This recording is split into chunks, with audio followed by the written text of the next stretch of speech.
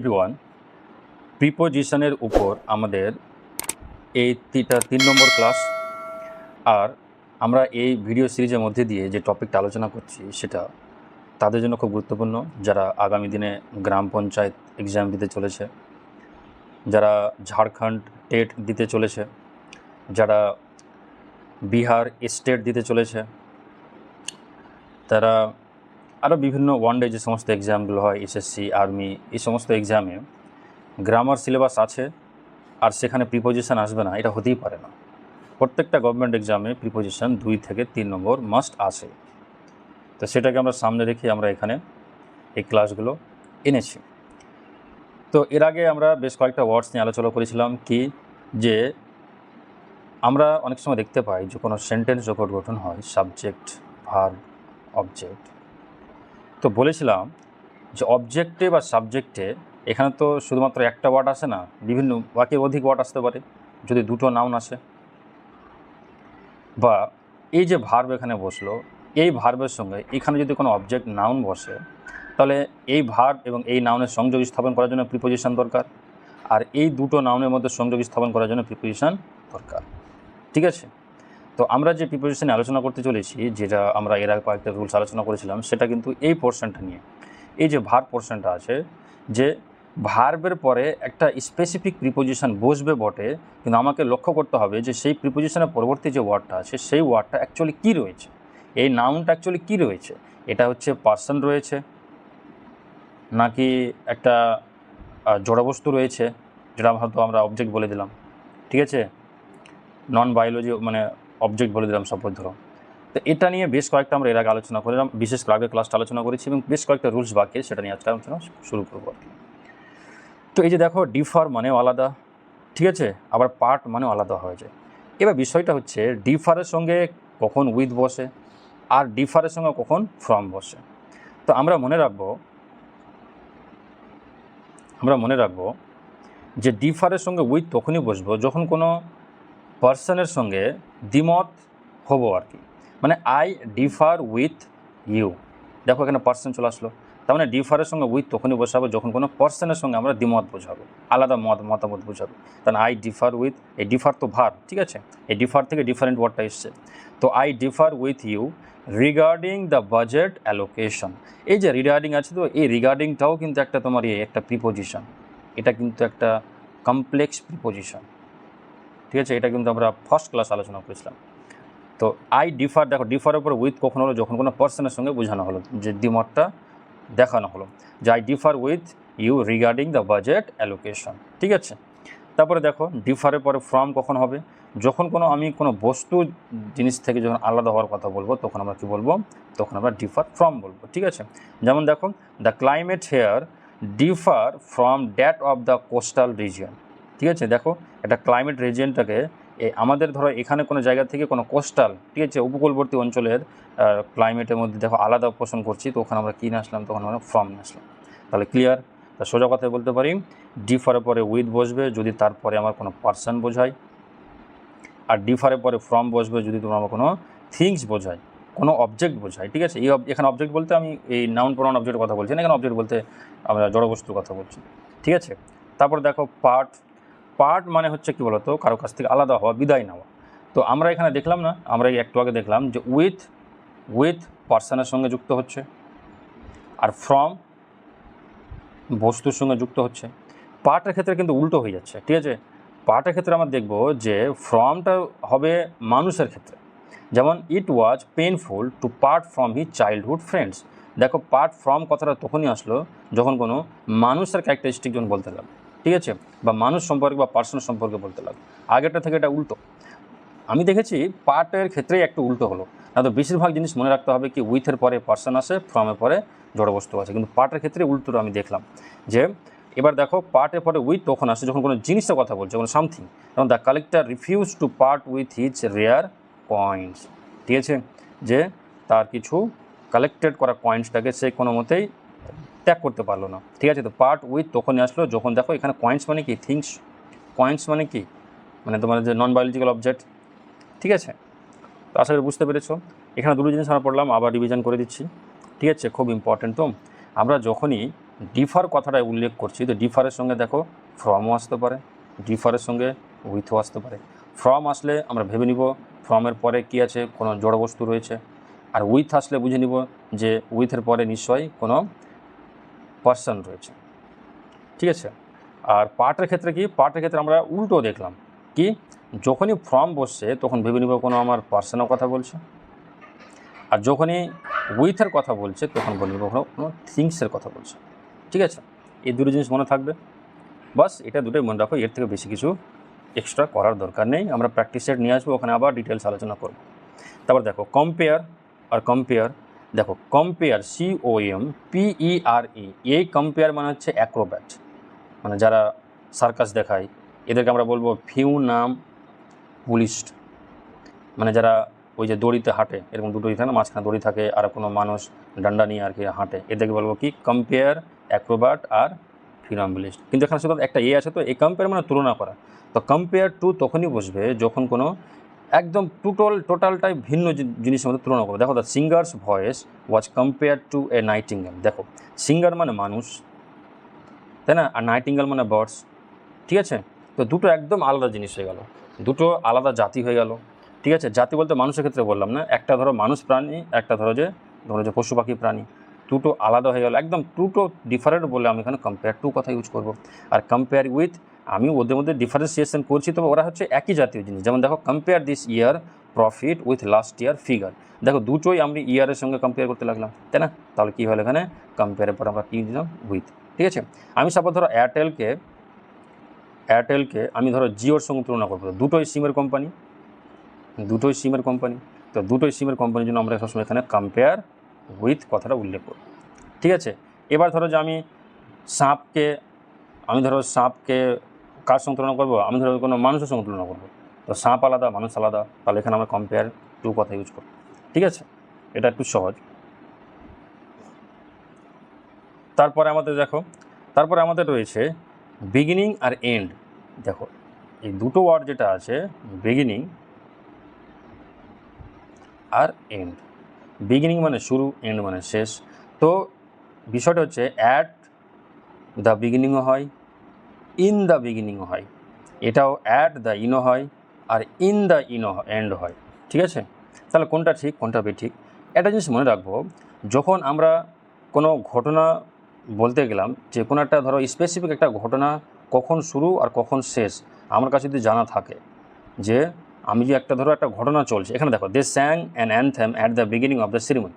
তো সেরিমনি কতক্ষণ চলে আমাদের একটা আইডিয়া থাকে, ঠিক আছে, যে কখন শুরু হতে পারে কখন শেষ হতে পারে একটা আইডিয়া থাকে। যদি এরকম একটা আইডিয়া আমাদের থাকে কি না, তো এই ক্ষেত্রে কিন্তু আমরা সবসময় উল্লেখ করবো কি, যে অ্যাট দ্য বিগিনিং, ঠিক আছে, সবসময় উল্লেখ করবো কি অ্যাট দ্য বিগিনিং। আর ধরে নাও যে এখানে ট্রিপের কথা বলছে, তো আমরা ট্রিপও জানি যে কখন শুরু হতে পারে কখন শেষ হতে পারে, ঠিক আছে। একটা মানুষ সারা জীবন তো ট্রিপে থাকতে পারে না, 10 দিনের জন্য থাকলো, 5 দিনের জন্য থাকলো। একটা সেরেমনি তো একদম পুরো সপ্তাহ চলতে পারে না, তাই না। আমরা জানি একটা সেরেমনি সারাদিনে হয়তো 5-7 ঘন্টা চললো, এরকম কিন্তু আমাদের আইডিয়া থাকে। তো আইডিয়া থাকলে আমরা বলবো যে ওই সেরেমনির প্রথম থেকে কিছু একটা হলো, যেমন they sang an anthem at the beginning of the ceremony. তো আমি বললাম, কিন্তু আমি বললাম যে এই পুরোটা হচ্ছে সেরেমনি, ঠিক আছে, এই পুরোটা ধরো একটা সেরেমনির ঘটনা, ঠিক আছে। এবার সেরেমনি ঘটনার মধ্যে অনেক ঘটনা ঘটছে, বললাম যে প্রথমে কি করা হলো, ঘটনাটা শুরু করা হলো কোনো একটা অ্যানথেম গাওয়ার মধ্যে দিয়ে, তো সেই ক্ষেত্রে আমরা অ্যাড কথা ইউজ করলাম। আবার এটাও হতে পারে যে ওই সেরেমনির শেষে কী হলো, যে হেডমাস্টার বক্তব্য দিয়ে সেরেমনি শেষ করলেন, তো ওই ক্ষেত্রে আমরা ইউজ করবো অ্যাট দ্য এন্ড। তার মানে আমি যখন একটা স্পেসিফিক আইডিয়া পেয়ে যাচ্ছি তখন আমরা সেখানে অ্যাড কথাটা উল্লেখ করব, ঠিক আছে। আমরা এটাও জানি যে অ্যাডটা অনেক সময় কীভাবে এক্স্যাক্ট ফর্মে আসে আর কি, ঠিক আছে। আর ইনটা বলতে বলা হয়, ইনটা ধরো যে আমি in the and, in the beginning কখন বলবো, যখন আমাদের কোনো স্পেসিফিক আইডিয়া থাকবে না। এমনি সাধারণ বাক্যে বললাম, দেখো in the beginning it was difficult. কী ডিফিকাল্ট ছিল, কতটা ডিফিকাল্ট ছিল, কতক্ষণ ধরে ডিফিকাল্টি চললো আমরা কিচ্ছু জানি না, খালি বললাম যে প্রাথমিক পর্যায়ে কী ছিল, এটা খুব কঠিন ছিল। আর in the end truth always wins, আর শেষে সব থেকে শেষে গিয়ে সত্যেরই জয় হয়। আর কোন ক্ষেত্রে সত্যের জয় হলো, কোন ঘটনার ক্ষেত্রে সত্যের জয় হলো, আমরা এগুলো কিছু স্পেসিফিক আইডিয়া থাকলো না, ঠিক আছে। তো আশা করি বুঝতে পেরেছ কোথায় ইন দ্য বিগিনিং, কোথায় অ্যাট দ্য বিগিনিং বসবে, কোথায় ইন দ্য এন্ড, কোথায় অ্যাট দ্য এন্ড বসবে, ঠিক আছে। আচ্ছা, এবার পার্টেক দেখো, পার্টেক মানে একটা অংশগ্রহণ করা। তো পার্ট ইন কথাটা হলো কোথাও পার্টিসিপেট নেওয়া, মানে all the students must partake in extracurricular activities, ঠিক আছে। কোনো স্পোর্টস হতে পারে, স্পোর্টসে অংশগ্রহণ করলো, কোনো কম্পিটিশানে অংশগ্রহণ করলো, তাই না, সেক্ষেত্রে আমরা দেখো পার্টেক ইন বলতে পারি। আর পার্টেক অফ তখনই বলবো যখন কোনো খাবার পানীয় গ্রহণ করার ক্ষেত্রে আমাদের বলবে। ঠিক আছে, যেমন the guest partook of the grand dinner feast. ঠিক আছে, তো এখানে খাবারের কথা আয়োজন করা হলো। তো আশা করি বুঝতে পারছি পার্টেক ইন মানে আমরা বলবো যে কোনো কিছুতে অংশগ্রহণ, কোনো কিছু পার্টিসিপেট করা করতে বলা হচ্ছে। আর পার্টেক অফ মানে হচ্ছে কোনো কিছু খাবারের শেয়ারের নামের কথা বলা হচ্ছে। ক্লিয়ার? আর একটু আগে আমরা পার্ট নিয়ে কি পড়লাম ভুলে যাওনি তো? পার্ট ফ্রমটা কি বললাম, আর পার্ট উইথটা কি বললাম? পার্ট ফ্রম মানে কোনো পার্সন, তার কাছ থেকে বিদায় নেওয়া। আর পার্ট উইথ মানে হচ্ছে কোনো জিনিস থেকে বিদায় নেওয়া। ঠিক আছে, আচ্ছা তারপরে দেখো রিকনসিল মানে হচ্ছে কারোর সঙ্গে আপোষ মানিয়ে নেওয়া। ঠিক আছে, তো রিকনসিল উইথও হতে পারে আর রিকনসিল টু হতে পারে। তবে কীভাবে বুঝবো আমরা? রিকনসিল উইথ তখনই বুঝবো যখন আমরা কোনো পিস এগ্রিমেন্ট করছি। ঠিক আছে, কারোর সঙ্গে মানিয়ে নিচ্ছি আর কি। Then he finally reconciled with his strange brother. তার অদ্ভুত ভাইয়ের সঙ্গে নিজেকে কী নিল? মানিয়ে নিল। ঠিক আছে, ওই পরিস্থিতি নিজেকে মানিয়ে নিল। পরিস্থিতি নয়, পরিস্থিতি বলতে টু চলে আসলো, মানে কারোর সঙ্গে কোনো পার্সনের সঙ্গে সমঝোতা করে নেওয়া এরকম বিষয়।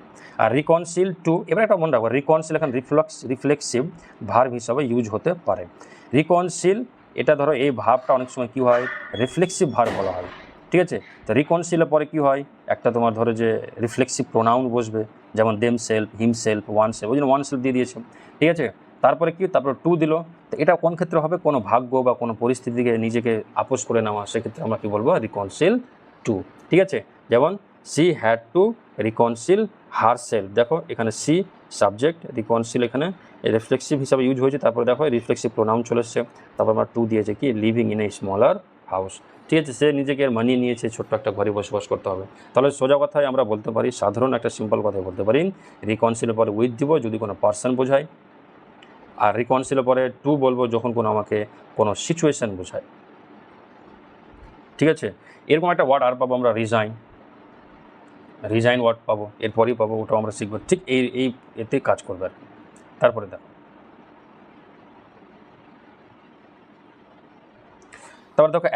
অ্যাটেন্ড কী হয়? অ্যাটেন্ড যদি আমাদের ট্রানজিটিভ ভার্ব হিসাবে ইউজ হয় কিনা, তো ওখানে ট্রানজিটিভ ভার্বের কোনো প্রিপোজিশন প্রয়োজন পড়ে না। কিন্তু কোনো ইনট্রানজিটিভ ভার্ব যখন ইউজ হয়, তো ইনট্রানজিটিভ ভার্বে কিন্তু প্রিপোজিশনের দরকার পড়ে। তো অ্যাটেন্ড অনেক সময় আমাদের ট্রানজিটিভ ভার্ব হিসাবে ইউজ হয়, তো প্রিপোজিশন দরকার পড়ে না। Then I will attend the mandatory workshop tomorrow. Attend হট, দেখো ওয়ার্কশপের কথা বলা হচ্ছে, তো এটা দেখো ট্রানজিটিভ ভার্ব, হলো কোনো প্রিপোজিশন নেই। কিন্তু এটাই যখন আমরা অনেক সময় এই ট্রানজিটিভ ভার্বে কিছু ভার্ব আছে, অনেক সময় এটাকে যখন আমরা প্যাসিভ সেন্সে ইউজ করতে যাব, ঠিক আছে, প্যাসিভ সেন্সে যখন ইউজ করতে যাব, তো প্যাসিভে কিন্তু অনেক সময় কী হয়ে যায়? অ্যাটেন্ড টু কথাটা চলে আসে, অ্যাটেন্ডেড টু কথাটা চলে আসে। তারপরে অ্যাটেন্ড টু কোথায় হবে? অ্যাটেন্ড টু হবে বলো তো ডিল উইথ, বা কোথাও সেবা করা, মনোযোগ দেওয়া, এরকম। The manager has several urgent matters to attend two. ঠিক আছে, এটা একটা আর আমরা গ্রামার পড়লাম, কি বলতো, যে যদি কোনো অবজেক্ট থাকে, অবজেক্টের পরে যদি কোনো ইনফিনিটিভ ইউজ হয়, তো ইনফিনিটিভের পরে কিন্তু একটা প্রিপোজিশন থাকাটা মাস্ট। এখানে ওটাই হয়েছে। এক তো দেখো অ্যাটেন্ড টু কথাটা ইউজ হয়েছে, একটু আগে আমরা এর আগে ক্লাস আমরা পড়েছি। ঠিক আছে, তাহলে অ্যাটেন্ড টু কথাটা ক্লিয়ার হয়েছে। অ্যাটেন্ড টু কথাটা আমরা মনে রাখবো, কারোর সঙ্গে কি মনোযোগ দেওয়া, কারোর সঙ্গে ডিল উইথ মানে ট্যাকেল করা জিনিসটা। ঠিক আছে, অ্যাটেন্ড টু কোনো জিনিসটা ট্যাকেল করার সেন্সে যখন বলবে তখন আমরা অ্যাটেন্ড টু দিব। আর এমনি সাধারণত অ্যাটেন্ডের পরে কোনো প্রিপোজিশন বসে না। তারপরে দেখো মিট মানে দেখা করা। তো মিট অনেক সময় কি হয় যে ট্রানজিটিভ ভার্ব হিসাবে ইউজ হয়, তখন I meet my friend every Sunday. ঠিক আছে, তো এখানে কোনো ট্রানজিটিভ ভার্ব, আমি কার সঙ্গে মিট করি? আমার বন্ধুর সঙ্গে। তো ট্রানজিটিভ ভার্ব মিটের পরে কোনো প্রিপোজিশন নেই না। কিন্তু মিটের পথে উইথ হয় কখন বলো তো? যখন কোনো আমরা কেম অ্যাক্রস কথার সেন্সে ইউজ করি। কাম অ্যাক্রস মানে কি বলো তো? কাম অ্যাক্রস মানে হচ্ছে কারোর সঙ্গে হঠাৎ করে দেখা হওয়া। ঠিক আছে, এনকাউন্টার। তো হঠাৎ করে দেখা হওয়া কী বলো তো? কোনো বন্ধুর ক্ষেত্রে এখানে বলবো না, কোনো অ্যাক্সিডেন্টের কথা বলবো। ঠিক আছে, যখন আমি মিটের পরে যখন উইথ দিব, তখন ভেবে নিতে হবে আমি কার সঙ্গে সম্মুখীন হয়েছি? কোনো অ্যাক্সিডেন্টের সম্মুখীন হয়েছি। যেমন the proposal mate with strong opposition from the board. ঠিক আছে, স্ট্রং অপোজিশনের সম্মুখীন হতে পারে, একটা অ্যাক্সিডেন্ট মানে এটা না দাঁত মুখ সবসময় ভাঙবা, রোড অ্যাক্সিডেন্ট। এটা অ্যাক্সিডেন্ট মানে অনেক কিছু হতে পারে। আমার বিরুদ্ধে কিছু জিনিস হলো মানে অ্যাক্সিডেন্ট হয়ে গেল। ঠিক আছে, তো এই হচ্ছে বিষয়, এইটুকু আশা করি বুঝতে পারছো। বুঝতে যদি না পারো তো আমাকে অবশ্যই কমেন্ট সেকশনে জানাও। ঠিক আছে, এই দেখো সিক মানে ভেবে নাও যে সিকের পরে অফ তখনই বসে যখন কোনো জিনিস আমাকে বিরক্তিকর বোঝায়। যেমন আমি একদম বিরক্ত হয়েছি, the residents are sick of the constant traffic নয়। প্রত্যেক দিন একই রকম ট্রাফিক হচ্ছে, এটা নিয়ে কী হয়েছে আমাদের মধ্যে একটা বিরক্তি ভাব চলে এসছে। তা সিকের অফের পরে অফ তখনই দিব যখন আমাদের বিরক্তি প্রকাশ করা বোঝাবে, ঠিক আছে। কিন্তু সিকের পরে ফর তখন দিব যখন আমরা ব্যাকুল হয়ে উঠবো, যখন আমরা চঞ্চল হয়ে উঠবো, যে আমরা ওটা চাই, ঠিক আছে, অস্থির হয়ে উঠবো। যেমন the traveller grew sick for his home country, যে হয়তো বাইরে ঘুরতে গেছে কিন্তু বেচারা বাড়ি আসার জন্য ব্যাকুল হয়েছে, ঠিক আছে। He is seeking for a home for safety, ঠিক আছে। এরকম একটা বাক্য চলে আসলো। তার কী দরকার? তার একটা ঘর দরকার, তার সেফটির জন্য এখন খুব শিগগিরই একটা ঘর দরকার, ঠিক আছে। তাহলে ক্লিয়ার, সিক অফ মানে বিরক্ত, আর সিক ফর মানে ব্যাকুল হয়ে ওঠা। আচ্ছা, এবার দেখো ইল উইথ কথাটা তখনই ইউজ করবো যখন আমরা কোনো অসুস্থতা বোঝাই, ঠিক আছে। The child is ill with malaria, ঠিক আছে। কোনো ডিজিজ বিষয়টা আমাকে উল্লেখ করছে যে সে অসুস্থতা কোন রোগে, ঠিক আছে। সেক্ষেত্রে আমরা কী দেবো? সেক্ষেত্রে আমরা কিন্তু ইল উইথ দিব। আচ্ছা, একটা যদি বলতে ভুলে গেলাম, এই যে সিক কথাটা আছে না, এই সিক মানে তো এই অসুস্থতা, তাই না? এই সিক মানে তো অসুস্থতা, তো কিন্তু এখানে সিক মানে অসুস্থতা বটে, কিন্তু সিক ফর মানে চঞ্চল হয়ে যাওয়া, আর সিক অফ মানে বিরক্ত হয়ে যাওয়া, এটা আমরা খেয়াল রাখতে হবে। আর ইল উইথ তখন বসবে যখন আমাদের কোনো রোগের নাম বলবে, ম্যালেরিয়া, কলেরা, টাইফয়েড, এগুলো আর কি। আচ্ছা, কাউন্ট মানে গণা, ঠিক আছে। এমনি কাউন্ট মানে কি? কাউন্টিং করা, গণা, ভার। কিন্তু কাউন্ট অন কথা তখন দিব যখন আমাকে কোনো নির্ভরের কথা বলবে, কখন কারোর প্রতি নির্ভর হওয়ার কথা বলবে। যেমন you can always count on হতে পারো আমার উপরে ডিউরিং দ্য টাফ টাইমস, ঠিক আছে। এবার দেখো count without preposition means to calculate mathematically, এখানে উল্লেখ করে দিলাম, ঠিক আছে। পিডিএফে অনেক কিছু উল্লেখ করা আছে, তোমরা ধ্যান দিয়ে পড়বা, অনেক কিছু তুমি বুঝতে পারবা। আর আমি তোমাদের গ্যারেন্টি দিয়ে বলছি যে এই কয়েকগুলো যেগুলো হয়তো আমি ক্লাসে করাচ্ছি, ক্লাসে কোনো ফালতু জিনিস আমি করাই না, ঠিক আছে। আমিও জানি যে একটা ছাত্র কতটা কি মাথায় রাখতে পারে, তো এগুলো পরীক্ষাতেও আসে, আর এগুলো পরীক্ষাতেই সাধারণত দিয়ে থাকে, তো বলে এই সমস্ত তোমাদের সামনে নিয়ে আসা হয়েছে। তারপরে দেখো কোয়ালিফাই মানে কোনো জিনিস পাস করা, তাহলে she qualified the national civil service exam, ঠিক আছে। ওখান থেকে কোনো প্রিপারেশন লাগলো না, ট্রানজিটিভ ভার্ব হিসাবে ইউজ হয়েছে, ঠিক আছে। ট্রানজিটিভ ভার্ব যদি আমরা সহজে ধরতে না পারি, তো মনে ওটা ভয়েস চেঞ্জ করে দেখে নিবা, ভয়েস চেঞ্জ গেল মানে কি ট্রানজিটিভ ভার্ব আসে। আর কোয়ালিফাই ফর বলো তো যোগ্য হওয়া, কারোর জন্য হয়তো আমি যোগ্য আছি কিনা। The certification qualifies you for the manager position, দেখো আমি কোনো এখানে যোগ্যতার কথা বলছি, ঠিক আছে, এলিজিবলের কথা বলছি। তো কোয়ালিফাইয়ের ফরে তখন দিব যখন কোনো আমাদের এলিজিবলের কথা বলবে, তখন আমরা কোয়ালিফাই ফর দিব। আর যখন যদি আমাদেরকে শুধুমাত্র কিছুই বললো না, কোনো এক্সাম পাস করার ক্ষেত্রে বললো, সেক্ষেত্রে আমরা শুধুমাত্র কী দেবো? সেগুলো কোয়ালিফাই দেবো। ক্লিয়ার? আশা করি বুঝতে পারছো। তারপরে দেখো ফ্রি কথাটা কোথায় ইউজ করো? ফ্রি মানে আমরা স্বাধীন কথাটা বুঝতে না। ফ্রি এর পর অফ তখনই বলবো যখন কোনো আমাকে বিনা পয়সায় ফ্রিতে দিচ্ছে, এরকম বিষয়। তো delivery is completely free of charges, দেখো টাকা পয়সার হিসাব যখন আসবে তখন আমরা ফ্রি অফ কথাটা ইউজ করবো, মানে ওটা বিনা পয়সায় আর কি। কিন্তু ফ্রি ফ্রম কথা যখনই আসবে তখন মনে রাখবো যে এই ফ্রম কথা মানে কোনো একটা আমি ওয়ারিজ বা ভাইস, কোনো শর্ত বা কোনো দায়মুক্ত থেকে মুক্ত হচ্ছি। যেমন দেখো আপন পেইং দ্য ডেপ্ট, ঋণ দেওয়ার পরে he was finally free from all the financial burden, ঠিক আছে। দেখো তো কোনো জিনিস থেকে আমি চিন্তামুক্ত, দায়মুক্ত হওয়ার কথা থেকে আমরা কি ফ্রি ফ্রম বলবো। আর টাকা পয়সা ফ্রির ক্ষেত্রে আমরা ফ্রি অফ বলবো না, ফ্রি অফ কস্ট, ঠিক আছে। আমরা বলি না যেটা কী আছে, এটা ফ্রি অফ কস্ট আছে, মানে পুরো এই ফ্রেজটা আমরা মনে রাখবো, ফ্রি অফ কস্ট মানে ফ্রি অফ কখন আসলো? যখন ফ্রিতে কোনো টাকা পয়সার বিষয় যখন আসলো। আর ফ্রি ফ্রম মানে কোনো জিনিস ওয়ারিজ বা চিন্তা বা শর্ত এগুলো থেকে আর কি। সাফার, দেখো সাফার মানে কি ভোগা, এটা ট্রানজিটিভ ভার্ব হিসাবে ইউজ হলো, তার মানে কি কোনো প্রিপোজিশন নেই। The farmer suffers heavy loss, ঠিক আছে। কিন্তু সাফারের পরে ফ্রম তখন হবে যখন কোনো আমরা ডিজিজে, রোগে যখন আমরা ভুগবো, তাই না। তার মানে কি দেখো তো he has been suffering from, সাফারের পরে ফ্রমই আসে। আমরা সবাই জানি এটা খুব সুন্দর যে সাফারের পরে খুব সহজ টপিক যে সাফারের পরে ফ্রম আসে, তবে সেটা আমাদের কোন ক্ষেত্রে? ডিজিজের ক্ষেত্রে। আর যদি এমনি সাধারণ ক্ষেত্রে আমরা বলে তাহলে কিন্তু সাফারের পরে কোনো প্রিপোজিশন হয় না। তাহলে দেখো চেঞ্জ অফ কথা মানে আমি কোনো জিনিস রিপ্লেসমেন্ট করতে চাইছি, ঠিক আছে, মানে ওর পরিবর্তে অন্য জিনিস আনতে চাইছি। তো the doctor recommended A change of environment for his recovery, ঠিক আছে। ওকে এক জায়গা থেকে অন্য জায়গায় যেতে হবে। চেঞ্জ অফ মানে হচ্ছে কোনো জিনিস পুরোপুরি রিপ্লেসমেন্ট, আর চেঞ্জ ইন মানে হচ্ছে এর মধ্যে কি মডিফিকেশন করা আর কি, রিপ্লেস করলাম না কিন্তু ওর মধ্যে কিছু মডিফিকেশন করলাম, ঠিক আছে, অল্টারেশন করলাম। There has been a significant change in the company's policy, কোম্পানিকেই চেঞ্জ করে দেওয়া হলো না, ওর মধ্যে কিছু পলিসি কী হলাম, পলিসি আমরা চেঞ্জ করলাম আর কি। ক্লিয়ার?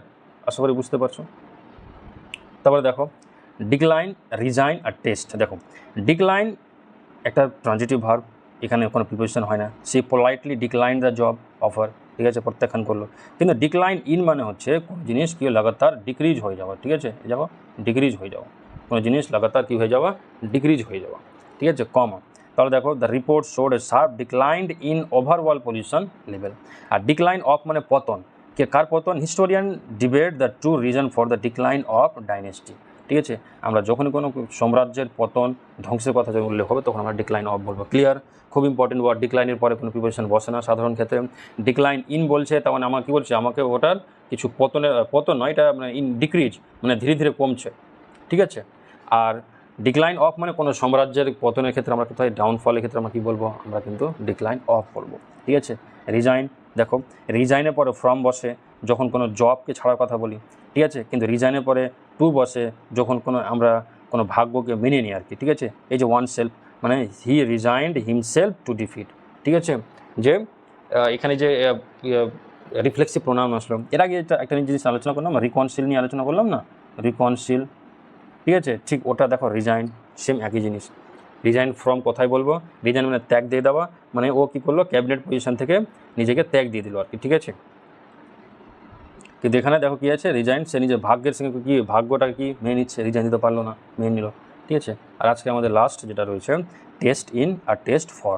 তো টেস্ট ফর মানে কি, যেটা পছন্দ করছি, তো he develop a strong taste for classical literature. ঠিক আছে, টেস্ট ফর আমার কোনো আসক্তির কথা বলছে আর কি, যে আমাকে ওটা জিনিস ভালো লাগে, I have test for something. ঠিক আছে, কিন্তু টেস্ট ইন কথাটা মানে হচ্ছে কারো যে এক্সপার্টের কথা বলা হচ্ছে, কারো হয়তো এক্সপিরিয়েন্সের কথা বলা হচ্ছে। ঠিক আছে, কারো হয়তো খুব বড় মানে বিশাল এক্সপিরিয়েন্স রয়েছে, কেউ হয়তো এক্সপার্টিজ রয়েছে। ঠিক আছে, এগুলোর ক্ষেত্রে আমরা টেস্ট ইন কথা ইউজ করবো, মানে her taste in interior decoration is absolutely impeccable. Impeccable মানে হচ্ছে খুবই সুন্দর। ঠিক আছে, 100% পারফেক্ট আর কি, খুবই সুন্দর বলতে পারফেক্ট। তো দেখো টেস্ট ইন কথাটা এখানে কি বললাম, এখন এক্সপার্টের কথা বলে করলাম। ঠিক আছে, এই হচ্ছে কয়েকটা আমাদের ওয়ার্ড। আরও বেশ কয়েকটা আমাদের কিছু ফ্রেজ রয়েছে, আমি এখানে আলোচনা করব। এরপরে আরেকটা ক্লাস নিব, যে ক্লাস আমরা এই ধরনের ওয়ার্ডই আলোচনা করব, যে ওয়ার্ডের পরে একটা পার্টিকুলার প্রিপোজিশনকে আমরা বসাচ্ছি, কিন্তু তারপরে আমাকে আবার সেই ওয়ার্ডটাকে, সেই নাউনটাকে, সেই প্রোনাউনটাকে আমাকে লক্ষ্য করতে হচ্ছে।